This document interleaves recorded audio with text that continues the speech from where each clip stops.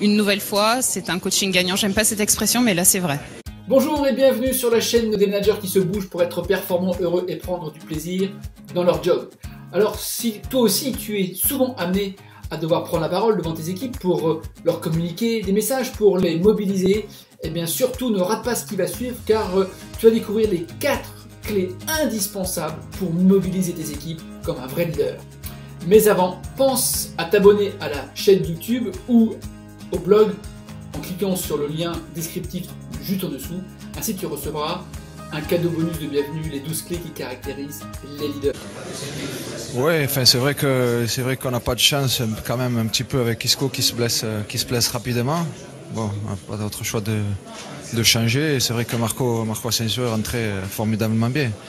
En plus il marque, donc voilà, c'est pas forcément que c'est un coaching. Je devais changer le joueur puisque Isco ne pouvait pas continuer maintenant. Premier élément, Zinedine Zidane a une approche très analytique, très critique suite à la question qui lui est posée. Il reprend les faits concrets, il s'appuie sur des faits constatés, il apporte des précisions techniques.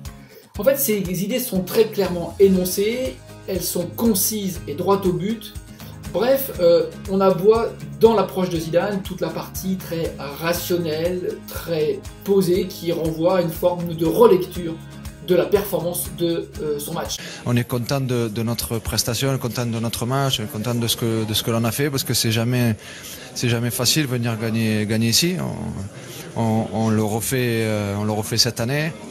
On peut être content de ce que l'on a fait. Alors après une analyse un peu plus rationnelle, maintenant il est dans la partie plus émotionnelle où il revient, il alterne entre une relecture de la prestation, on est content et en même temps on est fier de ce qu'on a fait, on est content de ce qu'on a fait.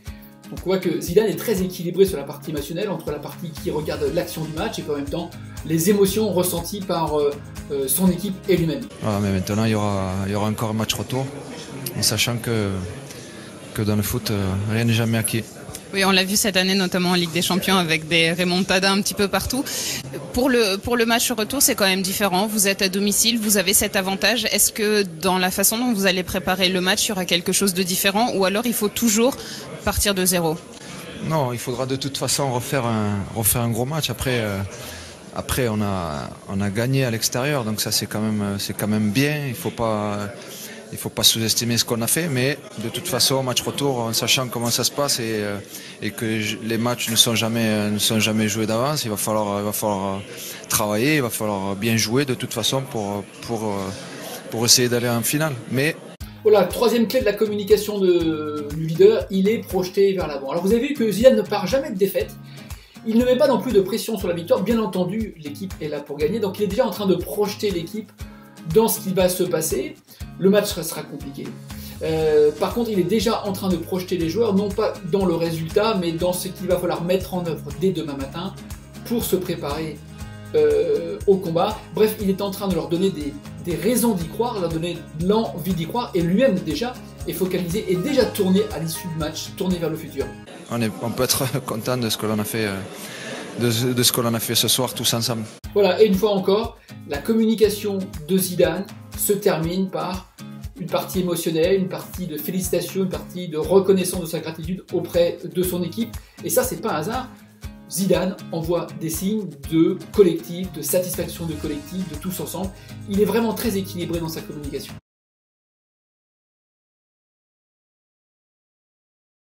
Alors voilà, en synthèse, les 4 clés qui vous permettront de communiquer comme un vrai leader, qui vous permettront de communiquer comme Zidane. Première clé, vous avez vu que c'est quelqu'un qui est beaucoup dans l'anticipation. Il est à la fois dans l'analyse bleue de tout ce qui sont les éléments concrets, factuels qui nourrissent la performance, et en même temps, il est dans la partie projection sur le futur, vision, cap, sens, ambition, la partie jaune. Donc Zidane, en l'occurrence, ou tous les leaders, ont une approche très anticipatrice du futur. En bleu et en vert, la partie gauche sont des grands professionnels. Non seulement il est très concret, très précis dans les détails qu'il prend, dans l'analyse qu'il fait, mais en même temps, regardez, il a une approche très verte, très pragmatique, très concrète. N'oubliez pas, Zidane est un ancien joueur. Il connaît parfaitement le métier, ce qui le rend humble, ce qui le rend crédible, mais qui fait qu'il sait parler du quoi bleu, mais il sait aussi rentrer dans le comment concret du vert. Enfin, troisième élément, c'est quelqu'un qui justement s'appuie sur son ancrage terrain vert et qui en même temps sait mettre de la communication, c'est créer du lien, c'est parler du collectif, c'est parler des individus, c'est les fédérer, et donc il a une approche très pragmatique, opérationnelle, proche du terrain. C'est le démultiplicateur. Proche du terrain, c'est le démultiplicateur. Enfin, quatrième clé de sa communication, eh ben, c'est un véritable entraîneur fédérateur, c'est qu'il sait parler aux individus, il sait créer du collectif, il sait créer du lien, c'est la partie rouge, et en permanence, il va relier tout ça avec ce côté ambition, cap, vision, prodigieux, toujours tourné vers l'avenir, ce côté jaune.